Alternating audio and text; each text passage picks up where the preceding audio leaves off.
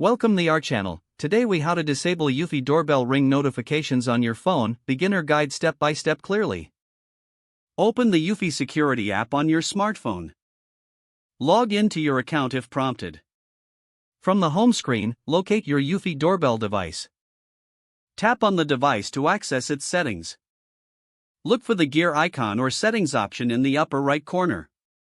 Select notifications from the list of settings. Here, you will see options related to your doorbell notifications. Toggle the switch next to ring notifications to the off position. Confirm any prompts that appear to save your changes. Exit the settings and return to the home screen of the app. Your Eufy doorbell ring notifications should now be disabled. To verify, test the doorbell to ensure no notifications are received. Remember, you can re-enable the notifications by following the same steps. If the page does not load, refresh the browser or try again in a private or incognito window. Make sure you are using the correct email address, then retype it carefully to avoid small typos. If your password is not accepted, use the reset option and create a new strong password you can remember. Check your spam folder for verification or security emails, then complete any requested confirmation steps.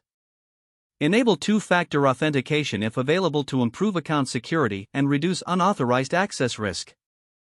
After signing in, review your profile details so your contact information and settings are accurate and current. If you see an error message, note it down and try again after restarting your device and internet connection. Log out when you finish, especially on shared devices, to keep your account and payment information secure. If the page does not load, refresh the browser or try again in a private or incognito window. Make sure you are using the correct email address, then retype it carefully to avoid small typos. If your password is not accepted, use the reset option and create a new strong password you can remember. Check your spam folder for verification or security emails, then complete any requested confirmation steps. Enable two-factor authentication if available to improve account security and reduce unauthorized access risk.